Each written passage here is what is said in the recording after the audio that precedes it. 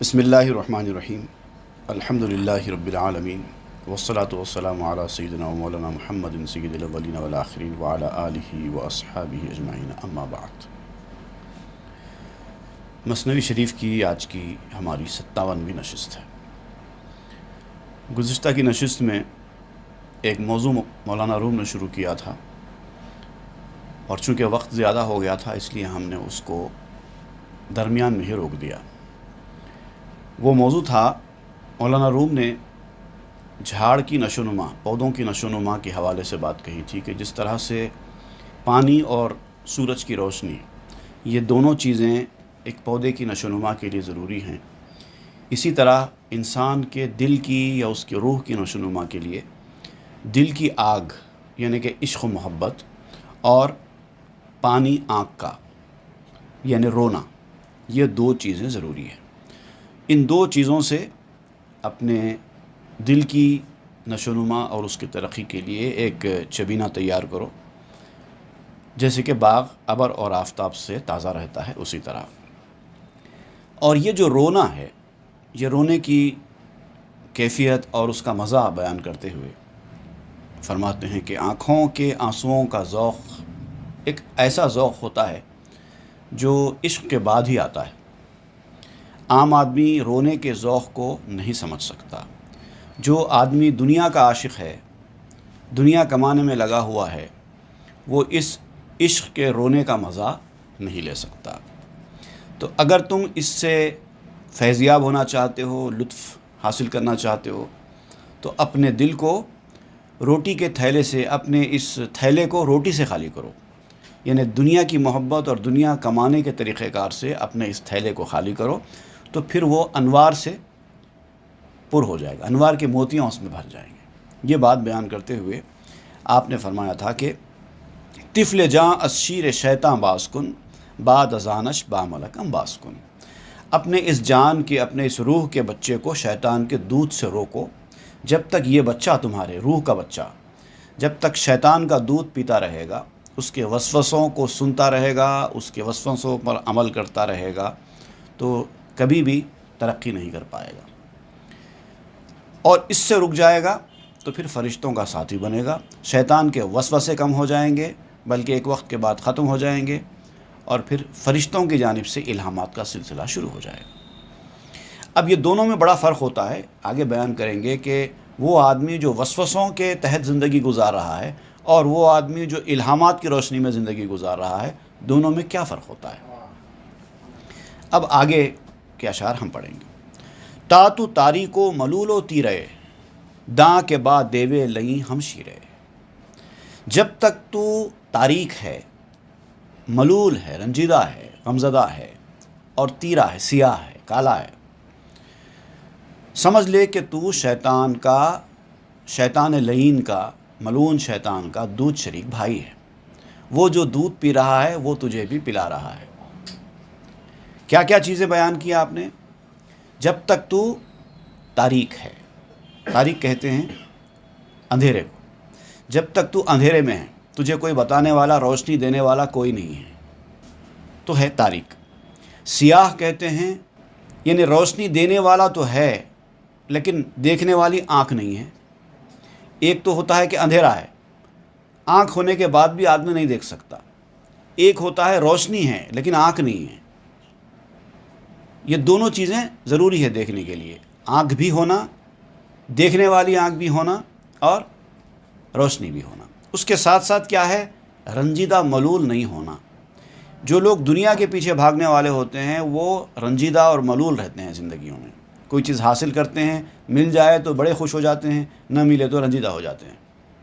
ایک ایک گولز بنا کے رکھتے ہیں، ان کو حاصل کرنے پر ان کو خوشی ہوتی ہے، نہ ملے تو رنجیدہ ہو جاتے ہیں، اور کبھی کبھار ان کی یہ رنجیدگی ان کو مایوسی کے دلدل میں بھی لے جاتی ہے۔ تو جو اللہ پر نظر رکھنے والا، عشق کے میدان میں چلنے والا ہوتا ہے، وہ رنجیدہ ہوتا ہی نہیں ہے۔ مل گیا اللہ کا شکر، نہ ملا اللہ کی مرضی۔ اس کے پاس صرف یہی دو کلمات ہوتے ہیں، جو چیز مل جائے اللہ کا شکر ہے، نہ ملے اللہ کی مرضی۔ تو اب ایسے آدمی کو غمزدہ ہونے کا کوئی چانس رہتا ہی نہیں ہے۔ تو جب تک تم یہ تین چیزوں سے نہ گزر جاؤ، تب تک शैतान तुम्हें अपने उंगलियों पे नचाता रहेगा। लुक़्मे का नूर अफजूद व कमाल, आबुद आवरदा अस कस्बे हलाल। और ये जो मरहला है, ये जो स्टेज है, ये उस वक्त ही आता है जब आप लुक़्मे हलाल की तलाश करें। वो लुक़मा, वो निवाला जिसने नूर और कमाल को बढ़ाया है, वो हलाल कमाई से हासिल होता है। जो लुक़मा हलाल कमाई से हासिल होता है, वही लुक़मा, वही निवाला आपके नूर को, आपके कमाल को आगे बढ़ाता है। तो गोया कि इस स्टेज पर या इस मैदान में आने के लिए पहली शर्त है हलाल की कमाई पे नज़र रखना। यही बात मैंने मुसद्दस में एक बंद में कही, हर मुसलमान पे लाजिम है करे कस्ब हलाल, न चले कोई बहाना न उठे कोई सवाल, और अगर तुमको नहीं चाहिए राज़िक़ का जलाल, तुमको रखना है सदा पाक कमाई का ख्याल, वरना लग जाएगी फिर इसकी नहुसत देखो, नेक आमाल भी हो जाएंगे गारत देखो। आमाल भी, अच्छे आमाल भी ख़राब कमाई की वजह से, लुक़्मे हराम की वजह से ज़ाय हो जाते हैं। हज़रत ख्वाजा महबूबुल्लाह रहमतुल्लाह अलैह फरमाते हैं कि हलाल रोज़ी बायस खैर है और लुक़्मे हराम मौजूब ज़ुल्मत और मौजूब फ़साद है। एक पैसे के एवज़ जो हराम की कमाई से कमाया हुआ है, कई मकबूल नमाज़ें बर्बाद हो जाती हैं। तो पहली शर्त है इस मैदान में आने वाले के लिए कि अपनी कमाई पर नज़र रखें, एक लुक़मा भी, एक पैसा भी नाजायज़ कमाई का ना आए। अब देखिए, नाजायज़ कमाई के वजह से क्या होता है, जो लुक़मा आप नाजायज़ कमाई का अंदर डालते हैं तो पेट में जाने के बाद वो लुक़मा क्या असर दिखाता है। महबूबुल्लाह सरकार ने यह भी फरमाया है कि जो लुक़मा पेट में जाता है अपना असर दिखाता है, यानी एक चीज़ का पेट में जाने के बाद अपना असर दिखाना ज़रूरी है। हलाल अपना असर दिखाएगा, हराम अपना असर दिखाएगा। अब इसकी वजाहत, पूरी सराहत आपको आगे मिलेगी। पहली बात तो आपने ये बयान कर दी कि जिस लुक़मे ने नूर और कमाल को बढ़ाया है, वो तो हलाल की कमाई से ही हासिल किया हुआ लुक़मा होता है। अब आगे फरमाते हैं, रोगने कायत चरागे माँ कुशत, आप खानस चूँ चरागे रा कुशत। वो तेल जो आते ही हमारा चिराग बुझा दे। अब देखिए, तेल का जो काम होता है चिराग में, बुझाने का नहीं होता। चिराग में तेल डालते हैं जलाने के लिए, और वो तेल चिराग को जलता हुआ रखने में मदद करता है। जब तक उसके अंदर तेल है तब तक आपका चिराग जलता रहेगा। रोगने कायत चरागे माँ कुशत, आप खानस चूँ चरागे रा कुशत। तो चूँकि वो चिराग गुल करने वाला तेल है तो उसको तेल कहना ही नहीं, वो तो पानी है। यानी गोया कि है तो तेल, लेकिन काम तेल का नहीं पानी का कर रहा है, तो उसको तेल क्यों कहते हो, वो तो पानी है। इल्म हिकमत ज़ायदस लुक़्मे हलाल, इश्क़ रिक़्क़त ज़ायदस लुक़्मे हलाल। हलाल लुक़्मे से इल्म आता है, दानाई पैदा होती है, फ़िरासत आती है, अक़लमंदी आती है। ये सारी जो पॉजिटिव चीज़ें हैं जो एक मुसलमान को चाहिए, हलाल लुक़्मे से हासिल होती हैं। इश्क़ और उसकी गर्मी जो पैदा होती है वो भी हलाल लुक़्मे से ही होती है। आप डालेंगे पूरा हराम लुक़मा, उसके बाद ये इश्क़, ये रिक़्क़त, ये तड़प, ये रोना, ये रोने का मज़ा, ये सब चीज़ें कहाँ से आएंगी। जो लोग लुक़्मे हराम खाने वाले हैं उनके सामने अगर आप ये बात कहें कि भाई मुझे तो रोने में मज़ा आता है, वो तो हंसने लगेगा आपके ऊपर। भाई ये क्या बात कह रहे हो, रोने में कौन सा मज़ा आता है। तो वो तो अपनी कैफियत के मुताबिक ही बात करेगा ना, क्योंकि हलाल लुक़मा उसके अंदर जा ही नहीं रहा है, तो रोने का मज़ा कहाँ से आएगा उसको। तो तेल अंदर जाएगा तो रोशनी देगा ना। आपका तेल तो आपकी चिराग को बुझाने का काम कर रहा है, तो आप फरमाते हैं कि ऐसे तेल को तेल ही नहीं कहना चाहिए, वो तो पानी है। चूज़े लुक़मा तो हसद बीनी दवाम, जहल गफलत ज़ायदारा दा हराम। जब तू देखे कि लुक़्मे से हसद, फ़रेब, धोखा, मकर, झूठ, जहालत, गफलत, ये चीज़ें पैदा हो रही हैं तेरे खाने के बाद, तेरे वसवसे आ रहे हैं, तेरे खाने के बाद इबादतों में दिल नहीं लग रहा है, اللہ رسول کے راستے میں اکتاہٹ ہو رہی ہے، دنیا داری کی طرف رغبت ہو رہی ہے، عیش پرستی کی طرف میلان ہو رہا ہے، اگر یہ چیزیں تیرے اندر ہو رہی ہیں تو آپ فرماتے ہیں کہ پہلی بات یہی سمجھ لو کہ حرام کا لقمہ پیٹ میں جا رہا ہے۔ چونز لقمہ تو حسد بینی دوام، جہل و غفلت زائداراں دا حرام۔ ہیج گندم کاریو جو بردہد، دیدے اسپے کے کرے خردہد۔ کبھی ایسا ہوا ہے، آپ پوچھتے ہیں کہ کیا کبھی ایسا ہوا ہے کہ تو نے گیہوں بوئے اور جو پیدا ہوا؟ آپ نے ویٹ کی کاشت کی اور بارلی پیدا ہوئی، جھاڑ میں سے نکلی، کبھی ایسا ہوا ہے کیا؟ جس طرح سے ایک چیز کا بیج پیرے تو دوسرا جھاڑ نہیں اٹھتا، ویسے ہی حلال کی کمائی سے برائی نہیں سوچتی اور حرام کی کمائی سے اچھائی نہیں سوچتی۔ تو آپ پوچھتے ہیں کہ کیا کبھی ایسا ہوا ہے کہ تو نے گیہوں بوئے اور جو پیدا ہوا ہو؟ دیدہ اسپے کے کرے خردہد، تو نے دیکھا ہے کہ گھوڑی نے گدھے کا بچہ جنا ہو؟ کبھی ایسا ہوا ہے؟ گھوڑی تو گھوڑے کا ہی بچہ ہی جنے گی، گدھی گدھے کا بچہ ہی جنے گی، ایسا نہیں ہو سکتا نا گھوڑی نے گدھے کا بچہ جنا ہو۔ دیکھیے مثالیں دیکھیے آپ سمجھانے کی، آپ تو حرام کی کمائی کھاتے جا رہے ہیں اور اس سے اچھی توقع رکھ رہے ہیں، کہاں سے ہوگا؟ لقمہ تخمستو برش اندیشہ، لقمہ بہرو گوہرش اندیشہ۔ لقمہ بھی آپ کا جو نوالا ہے وہ بھی ایک طریقے کا بیج ہے۔ جیسا آپ زمین میں بیج بوتے ہیں اور جو بیج بوتے ہیں وہی جھاڑ اٹھتا ہے، اسی طرح آپ جو لقمہ پیٹ میں ڈال رہے ہیں وہ بھی ایک بیج کی طرح ہے۔ تو جس طرح کا لقمہ اندر جائے گا پھل بھی ویسے ہی نکلے گا نا۔ تو لقمہ بیج ہے اور اس کا پھل خیالات ہیں۔ اگر برے خیالات آ رہے ہیں تو سمجھ لیجئے کہ جو گیا ہے وہ خیالات کا بیج ہے، برے خیالات کا بیج ہے۔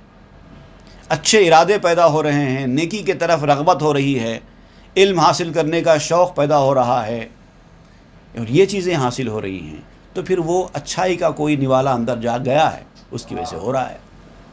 اسی طریقے سے لقمہ سمندر ہے اور خیالات اس کے اندر کے موتی ہیں۔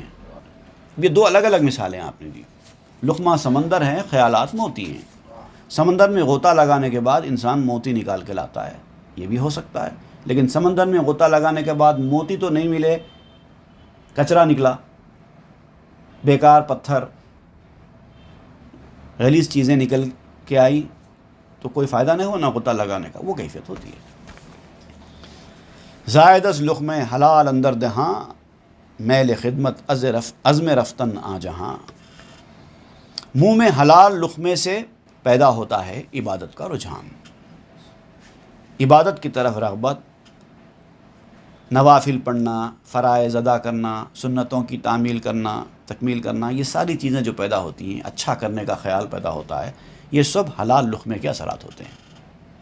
اور جو حرام لقمہ کھانے والے ہوتے ہیں ان کی یہ علامت ہوتی ہے، ان کو ان چیزوں میں دلچسپی ہوتی ہی نہیں ہے۔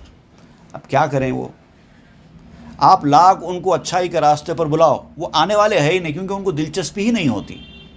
اگر آپ ان کے سامنے کچھ اچھی بات کہیں گے بھی تو ان کا جواب آپ کے سامنے واضح ہوگا، جاؤ میاں جاؤ اپنا کام کرو، آپ کون ہوتے ہیں ہم کو بولنے والے، یہی جملہ ہوتا ہے، کیونکہ ان کو دلچسپی ہی نہیں ہے۔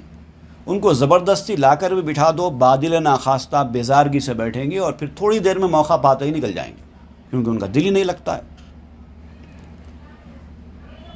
تو منہ میں حلال لقمے سے ہی عبادت کا رجحان پیدا ہوتا ہے اور آخرت کا خیال آتا ہے۔ آخرت کا خیال، اپنی آخرت کو اچھی کرنے کا خیال، ارادہ، یہ ساری چیزیں حلال لقمے سے ہی پیدا ہوتی ہیں۔ زائد از لقمے حلال ہے مہ حضور، در دل پاکے تو وہ در دیدہ نور۔ اے سردار، مہ کہتے ہیں سردار، خطاب کر رہے ہیں سننے والے سے، اے میرے سردار، تجھ کو سرداری کا بڑا شوق ہے، یاد رکھ حضوری جو ہوتی نا، قرب، دل کی حضوری، اللہ کے حضور، خوش و خضوع، رقت، تڑپ، اللہ کے سامنے کھڑے ہونے کا مزہ، وسوسوں سے دوری اختیار کر کے یکسوئی، یہ ساری چیزیں حلال لقمے سے ہی آتی ہیں، اور تیرا دل پاک ہوتا ہے اور آنکھوں میں نور پیدا ہوتا ہے۔ ای سخن پایا ندارد اے کیا، بحث بازرگان و توتی کن بپا۔ اب کہتے ہیں کہ یہ جو موضوع ہے یہ بہت طویل موضوع ہے، اس کی کوئی انتہا نہیں ہے، بولنا شروع ہو جائیں گے تو بعد میں بات نکلتی ہی چلی جائے گی، تو لہٰذا اب وہ جو سوداگر اور طوطی کی جو بحث ہے اب وہ شروع کرو، اس کی طرف آؤ۔ اب پھر یہ واقعہ آپ آگے بڑھاتے ہیں۔ کرد بازرگاں تجارت را تمام، باز آمد سوئے منزل شاد کام۔ اب سوداگر نے اپنی تجارت مکمل کر لی ہندوستان سے، جو بھی اس کو خریدنا تھا وہ اس نے خرید لیا، اور خوشی کے ساتھ اپنے وطن کی طرف لوٹا۔ ہر غلام را بیاورد ارمغاں، ہر کنیزک را ببخشید و نشاں، اور ہر غلام کے لیے اس نے حسب وعدہ سوغات تحفہ لے کے آیا، سب کو اس نے اپنے لائے ہوئے تحفے دیے، اور ہر کنیز کو ایک ایک نشانی اپنی طرف سے، چونکہ کنیز لوگ تو مالک سے فرمائش تو نہیں کر سکتے، دوسرے لوگوں نے فرمائش کی تو فرمائش کے مطابق وہ تحفہ لا کے دیا، چونکہ اس کی کنیز ہوتی ہیں، ان کو ڈیمانڈ کرنے کا کوئی حق ہوتا نہیں، تو وہ تو انہوں نے کچھ ڈیمانڈ نہیں کیا تھا، لیکن اس نے اپنی سخاوت کا مظاہرہ کرتے ہوئے کنیزوں کے لیے بھی اس نے ایک بطور نشانی، دورہ ہندوستان کی نشانی کے طور پر سب کو ایک ایک چیز دی۔ گفت طوطی ارمغانے بندکو، آنچ دیدی آنچ گفتی بازگو۔ اب وہ جو طوطی تھی جس نے میسیج دینے کے لیے کہا تھا، اس نے بولی کہ بھئی میرا تحفہ کہاں ہے؟ میں نے آپ کو جو میسیج دینے کے لیے کہا تھا تو آپ نے میسیج تو پہنچایا ہے، لیکن تحفہ یہ ہے کہ وہ میسیج دینے کے بعد کیا ہوا یہ بتانا، جو دیکھا، جو کہا، جو سنا وہ بیان کرو، وہ میرا تحفہ ہوگا۔ گفت نئے من خود پشیمانم ازاں، دست خود خایا و انگشتہ گزاں۔ تو اس نے کہا میں خود جو کچھ ہوا اس سے شرمندہ ہوں، میں اپنے ہاتھوں کو چبا رہا ہوں اور اپنی انگلیوں کو کاٹ رہا ہوں افسوس کے مارے کہ میں نے یہ کیا کر دیا، کیا پیام دے دیا میں نے، بڑا افسوس ہو رہا ہے مجھے، میں وہاں سے یہاں تک جو کچھ ہوا اس پر افسوس کرتا آ رہا ہوں، دانتوں میں انگلی دبانا کہتے ہیں نا، چبانا اور انگلیاں کاٹنا افسوس کے مارے، وہ اپنے افسوس کی کیفیت کو ظاہر کر رہا ہے۔ کہ چرا پیغام خام از گزاف، بردمس بے دانشی وہ از نشاف۔ آخر کیوں میں نے یہ ایک لغو قسم کے پیام کو، میسیج کو ادھر سے ادھر پہنچایا؟ تو نے میسیج دیا اور میں بے وقوفوں کی طرح تیرا میسیج لے کر بھی چلا گیا، اور جا کر اپنی بے عقلی اور اپنی غلطی کا مظاہرہ کیا میں نے، ایسا پیام مجھے نہیں دینا چاہیے تھا، یہ خبط میں مبتلا ہو گیا میں۔ نشاف فارسی میں کہتے ہیں کوئی بھی ایسا کام جو یعنی دیوانگی میں، جنون میں، خبط میں آ کر لیا جائے۔ یہ عربی لفظ بھی ہے، لیکن عربی لفظ نشاف ہے، لیکن یہاں پر فارسی لفظ استعمال ہوا ہے۔ نشاف تو عربی میں کہتے ہیں جذب کرنے والی چیز، جیسے نشاف کاغذ کہتے ہیں، ایک کاغذ ہوتا ہے جو پانی گر جائے تو اس کو سکھانے کے لیے استعمال کرتے ہیں، اس کو کہتے ہیں نشاف، لیکن یہاں وہ نشاف نے نشاف ہے، نشاف کا مطلب ہوتا ہے خبط۔ تو میں نے اس خبط کا، اس بے وقوفی کا، کم عقلی کا میں نے مظاہرہ کیا کہ ایک ایسا بیکار پیام لے جا کر پہنچا دیا، افسوس کرنے لگا۔ گفت اے خواجہ پشیمانی سے چیست این کی خشم و غم را مختزیست۔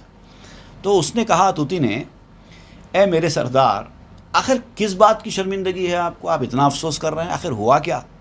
کون سی بات ہے جو آپ اس طرح غم میں، غصے میں مبتلا دکھائی دیتے ہیں؟ وہ کون سی بات ہے جو غم اور غصے کی متقاضی ہے؟ میں بھی تو آخر سنوں۔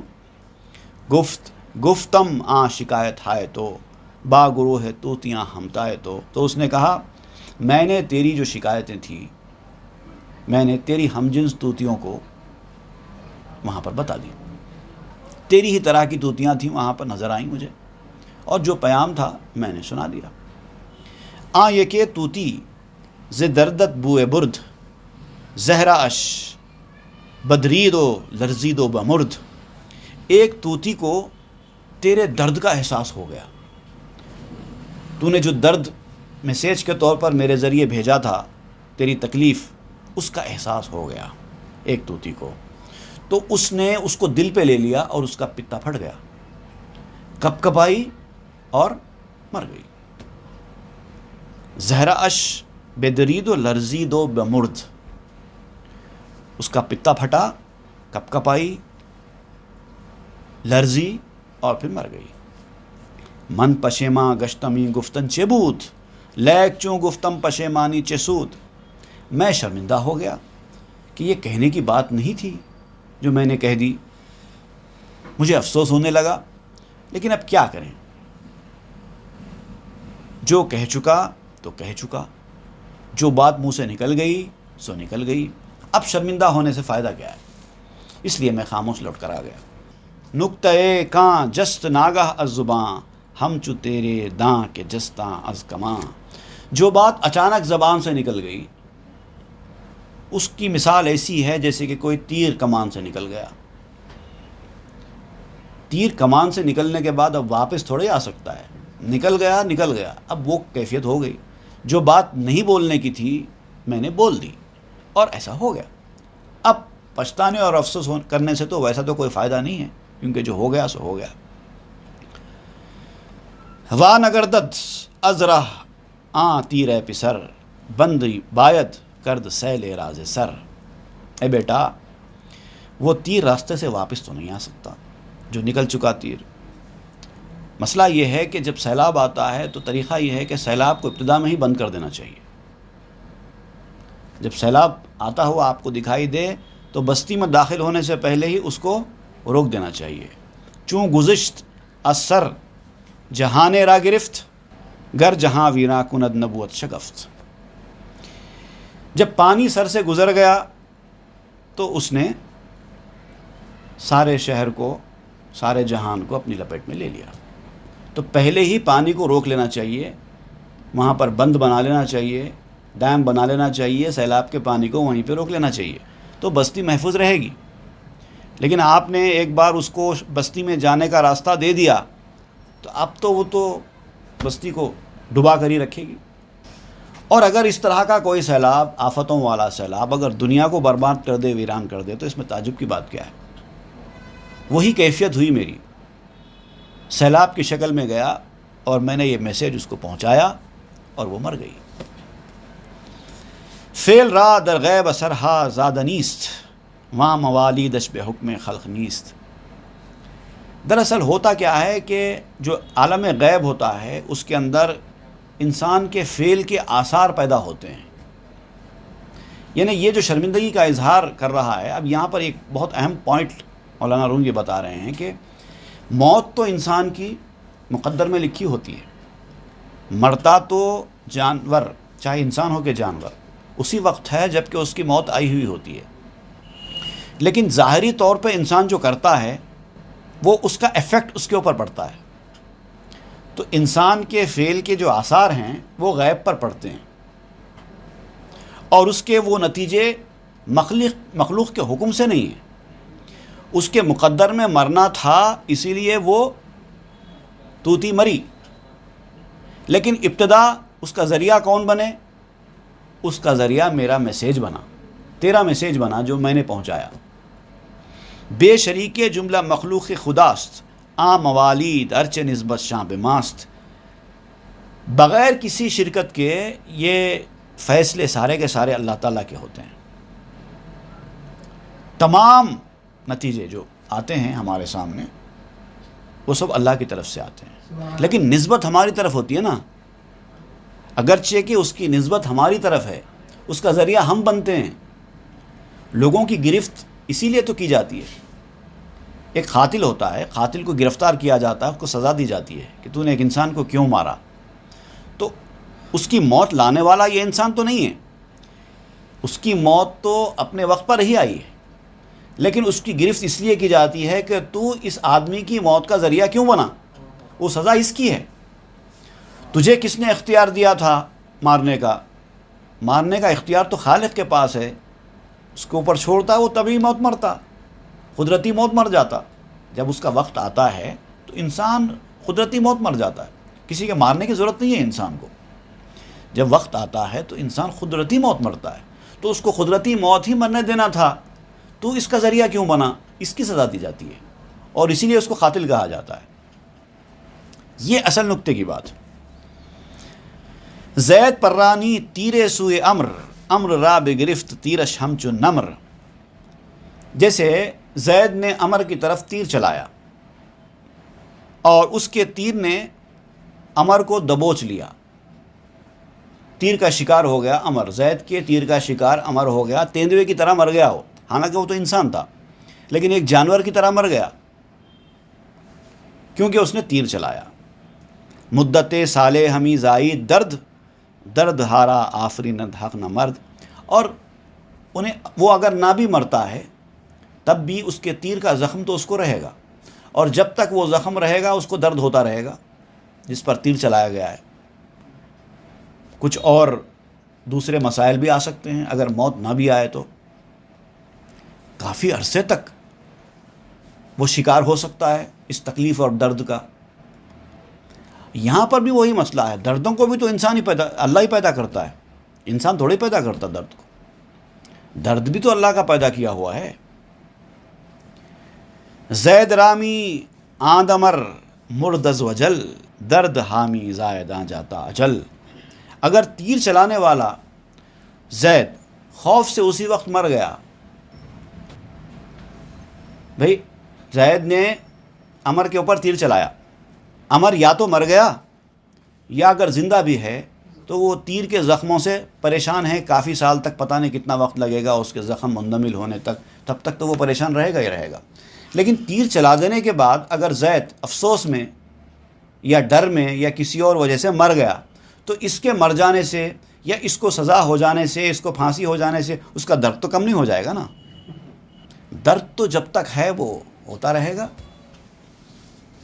تو میرے افسوس کرنے سے وہ مری ہوئی چڑیا، مری ہوئی طوطی واپس تو نہیں آئے گی، لیکن افسوس تو برابر رہے گا نا۔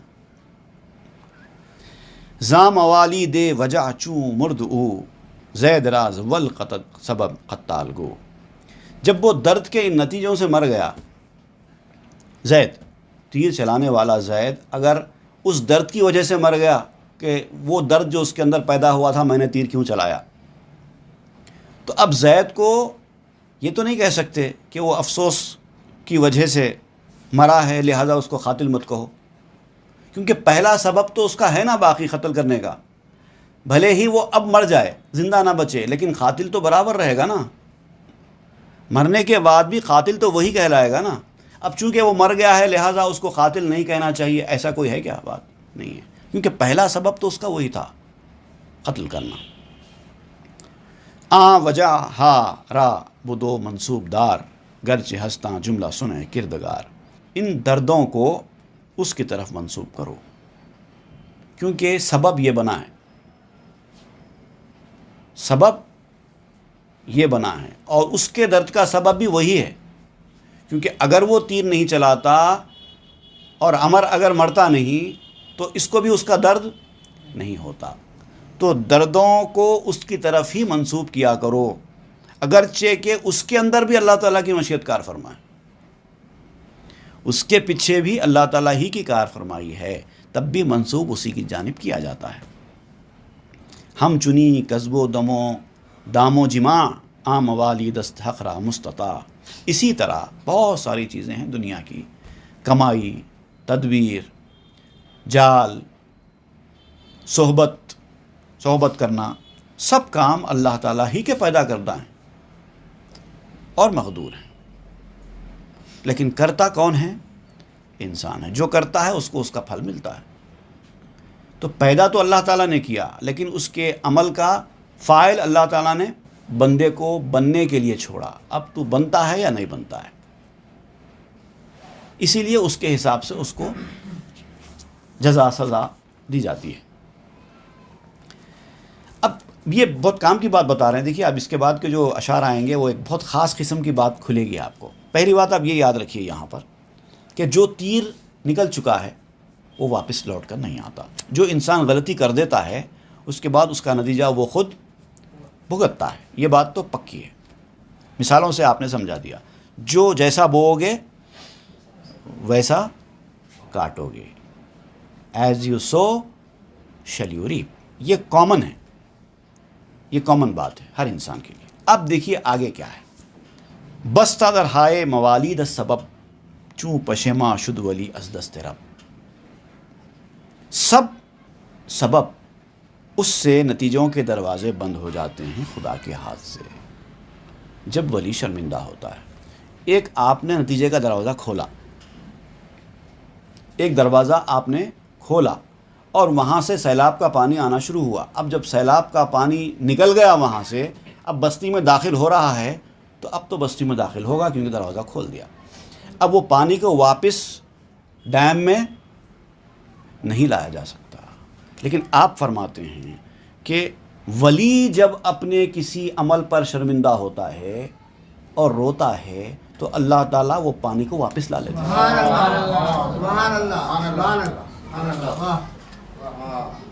سب سبب, سب نتیجے اپنی جگہ پر, اس کا رو کر دعا کرنا نتیجے کو روک کر واپس لا لیتا ہے.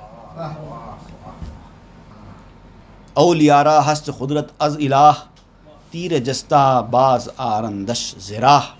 اللہ کی جانب سے اولیاء کو یہ قدرت حاصل ہے کہ وہ چھوٹے ہوئے تیر کو واپس لا سکتے ہیں. اب یہ کیسا ہوتا ہے؟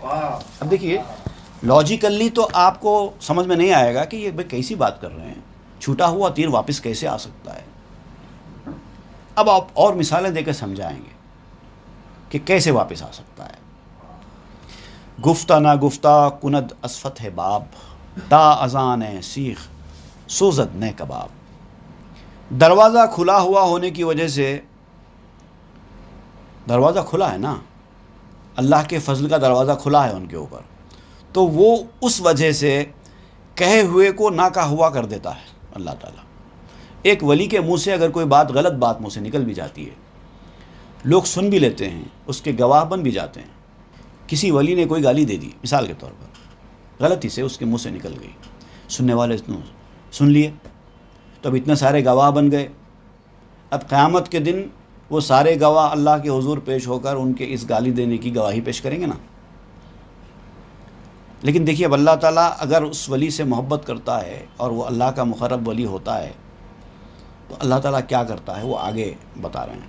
تو اب یہاں پر یہ ہوتا ہے کہ دروازہ کھلا ہونے کی وجہ سے فضل کا, کہ اس کے کہے ہوئے کو اللہ تعالیٰ نہ کہا ہوا بنا دیتا ہے تاکہ اس سے نہ شیخ جلے نہ کباب جلے, ایسا کر دیتا ہے. تو کیسے ہوتا ہے یہ؟ از ہما دلہا کے آ نکتہ شنید آ سخن را کرد محور ناپدید. تمام دلوں سے جنہوں نے وہ بات سنی ہے, وہ منہ سے کہی ہوئی وہ بات جتنے لوگوں نے سنی ہے, اللہ تعالیٰ اس کے دلوں سے ہی, ان کی میموریز سے ہی وہ بات نکال دیتا ہے. اب دو گواہی کیا دیتے ہیں, ہم تو بھلا ہی دیتے ہیں تمہارے. گرت برہاں بایا دو حجت میں ہاں ازن بے خاں آیت او ننسیہا. اے بزرگ انسان, تجھے اس بات پر اگر یقین نہیں آ رہا ہے, حجت چاہیے, دلیل چاہیے. بغیر دلیل کے یہ کیسی بات کر رہے ہیں آپ, اوٹ پٹانگ بات, کوئی ثبوت ہے اس کا؟ اللہ تعالیٰ ایسا کچھ مٹاتا ہے, ایسا کوئی ثبوت ہے؟ ثبوت چاہیے تو آؤ میں دیتا ہوں ثبوت. فرماتے ہیں قرآن شریف کی آیت پڑھو, او ننسیہا. اب یہ جو آیت ہے قرآن مجید کی بہت مشہور آیت ہے, ما ننسخ من آیت او ننسیہا نأتی بخیر منہا او مثلہا. اللہ تعالیٰ قرآن مجید کے آیتوں کے نزول کے بارے میں بیان فرماتے ہیں کہ اللہ تعالیٰ قرآن میں کچھ آیتیں نازل فرماتا ہے,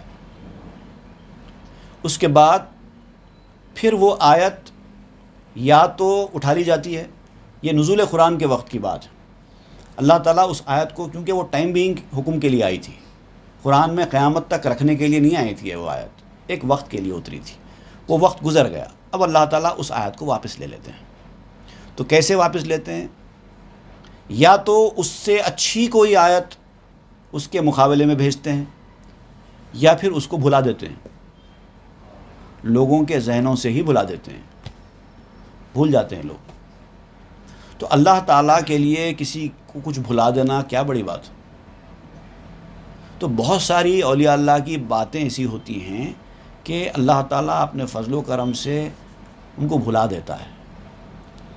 تو یہ ہے دلیل کہ اللہ تعالیٰ بھلاتا ہے، اپنی خود کی آیتوں کو اللہ تعالیٰ بھلا دیتا ہے. آیت انسوکم ذکری بخاں قوت نسیان ہادن شابداں. انسوکم ذکری، یہ آیت پڑھو اور اس سے بھلا دینے والی اللہ تعالیٰ کی جو صفت ہے، جو قوت ہے، اس کو سمجھنے کی کوشش کرو. اب ہم لوگوں کے ذہنوں سے بھلا دیتے ہیں. اب یہاں پر ایک اور قرآن مجید کی آیت کی طرف اشارہ ہے. وہ کیا آیت ہے؟ سورہ المومنون کی آیت نمبر 110. فَاتَّخَذْتُمُوهُمْ سِخْرِيًّا حَتَّى أَنْسَوْكُمْ ذِكْرِي وَكُنْتُمْ مِنْهُمْ تَضْحَكُونَ. یہ ایک شان نزول ہے اس آیت کا، جس میں کہ حضرت بلال، حضرت عمار، حضرت صہیب اور دیگر صحابہ کرام تھے. ان لوگوں کا کافر لوگ بڑا مذاق اڑایا کرتے تھے.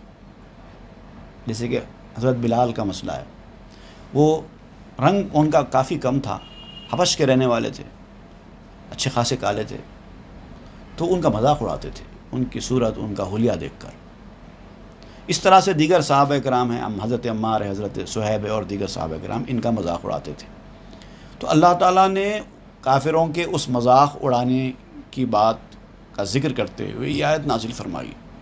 فَاتَّخَذْتُمُوهُمْ سِخْرِيًّا حَتَّى أَنْسَوْكُمْ ذِكْرِي. تم نے ان لوگوں کا مذاق اڑایا تو انہوں نے تمہارے دلوں سے میری یاد بھلا دی. اللہ تعالیٰ اپنی یاد کو ہی بھلا دیتا ہے. بزرگوں کے ساتھ بدتمیزی کرنا، گستاخی کرنے سے اس کا رزلٹ یہ ہوتا ہے کہ اللہ تعالیٰ اپنی یاد ان کے دلوں سے نکال دیتے ہیں. تو یہ جو اللہ کا دلوں سے یاد نکال دینا ہے، یہ تو اسی بھلانے کے زمرے میں آتا ہے نا. تو پھر اللہ تعالیٰ اگر بھلا دے تو اس کے لیے تم کو اور کیا حجت اور کیا دلیل چاہیے؟ تو ان آیتوں سے سمجھو کہ اللہ تعالیٰ کی بھلا دینے کی قوت کیا ہوتی ہے. چوں بتذکیر و بنسیاں قادرند بر ہما دل ہائے خلقاں قاہرند. چونکہ وہ یاد دلانے پر بھی قدرت رکھتا ہے اور بھلا دینے پر بھی قدرت رکھتا ہے. دلوں کے اوپر حکومت بھی انہی کی چلتی ہے، مخلوق کے دلوں پر حکومت بھی انہی کی چلتی ہے، اور وہ یاد دلانے اور بھلانے پر بھی قدرت رکھتے ہیں. تو ان کے لیے کیا بڑی بات ہوگی. چوں بے نسیاں بست او راہ نظر کار نتواں کر دو ور باشد ہنر. جب اس نے بھلا دینے کے لیے انسان کے غور و فکر کے راستے ہی بند کر دیے، تو ہنرمند انسان بھی ہنر جانتے ہوئے بھی کچھ کام نہیں کر سکتا. بڑا ایکسپرٹ ہوں گا اپنے فیلڈ میں، بہت کچھ جاننے والا ہوگا، لیکن اللہ تعالیٰ نے اس کا حافظہ چھین لیا، اس کی میموری چلی گئی، تو وہ ایکسپرٹ آدمی بھی اپنے ہی فیلڈ کا کام نہیں کر سکتا. خستمو سخریتاً اہل السمو اذنب خانی تا انسوکمو. مرتبے والوں کا، عزت والوں کا، اللہ کے نیک بندوں کا تم نے مذاق اڑایا، تو یہ انسوکمو جو قرآن میں آیا نا، یہ پڑھتے رہو. ابھی جو آیت کا ہم نے حوالہ دیا، اللہ کے نیک بندوں کا مذاق اڑانا اتنی معمولی چیز نہیں ہوتی ہے. اور یہ بھی اسی کا بنیاد وہی ہے، حرام کی کمائی.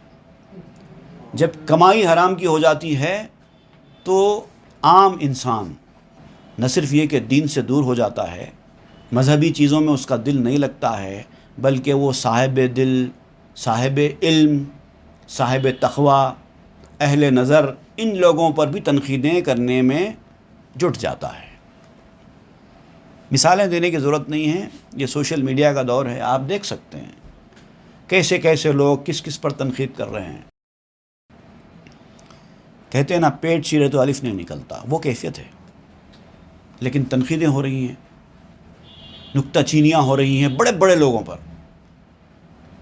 اہل علم پر تنقیدیں ہو رہی ہیں. یہ کیفیت ہے.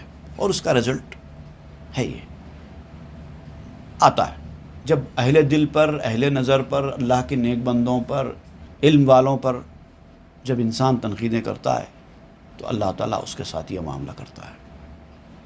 صاحب دہ بادشاہ جسم ہاست، صاحب دل شاہ دل ہائے شماست۔ جیسے شہر کا حاکم، حکومت کرنے والا، شہر پر حکومت کرنے والا جسموں کا بادشاہ ہوتا ہے، لوگوں کے جسموں کے اوپر اس کی حکومت چلتی ہے، اسی طرح اہل دل جو ہوتے ہیں، دل والے لوگ، صاحب دل، وہ دلوں کے بادشاہ ہوتے ہیں، تمہارے دلوں کے بادشاہ ہوتے ہیں۔ اور کبھی کبھار اللہ تعالیٰ خود مٹاتا نہیں ہے بلکہ اہل دل کو اختیار دے دیتا ہے تمہارے دل کی بات مٹانے کا۔ ایسے بہت سارے اولیاء کرام کے واقعات میں ہم نے پڑھا ہے، سنا ہے، بڑے بڑے اہل علم اور اہل فلسفہ کو، کہ ان کے فلسفے کو، ان کے علموں کو کیسے مٹا دیا آنے واحد میں۔ تو اللہ نے دیا ہے وہ ان کو اختیار۔ فریدید آمد عمل بے ہیچ شک، پس نباشت مردم اللہ مردمک۔ اس میں کوئی شک کی بات نہیں ہے کہ عمل انسان کا دیکھنے کی ایک شاخ ہے، دیکھنے کی شاخ، عمل دیکھنے کی شاخ ہے۔ کیا ہے؟ کیا چیز ہے؟ کس چیز کا طرف اشارہ فرما رہے ہیں؟ وہ ہے انسان کی آنکھ۔ علم کے بعد عمل ہے، اور علم حاصل کرنے کا ذریعہ آنکھ ہے۔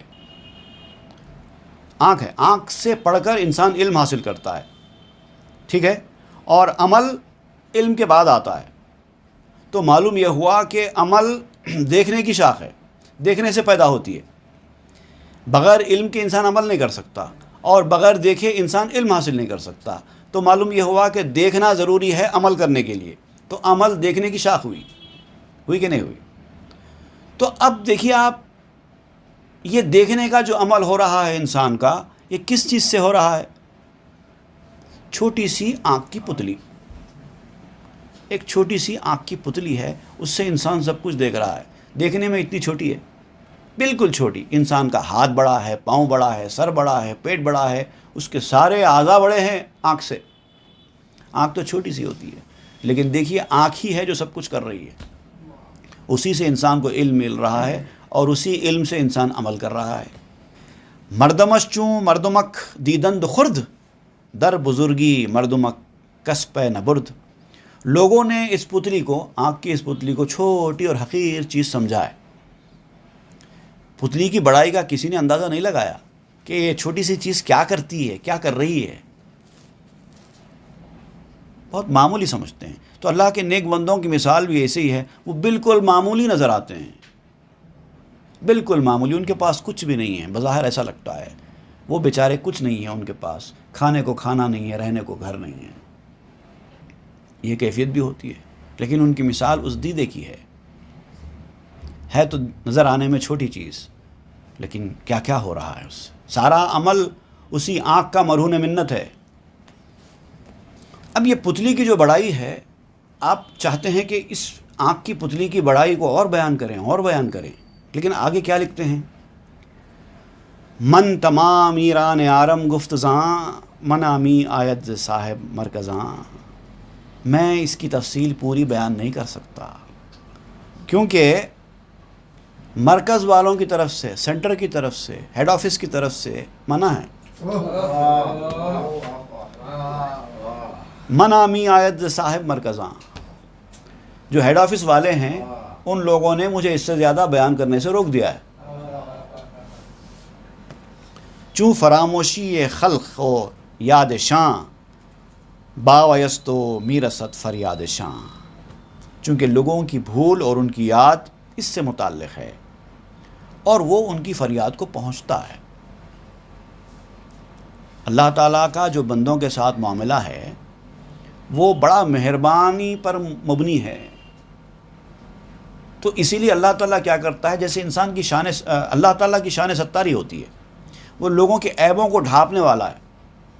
تو اللہ تعالیٰ اگر کسی انسان کے عیب کو کسی ولی پر ظاہر بھی کر دے تو ہدایت کے ساتھ ظاہر کرتا ہے، حکم دے کر ظاہر کرتا ہے، میں اس کا عیب تمہارے اوپر ظاہر کر رہا ہوں، مگر خبردار تم کسی کے سامنے نہیں بولنا، کیونکہ وہ فریاد کو پہنچنے والا ہے۔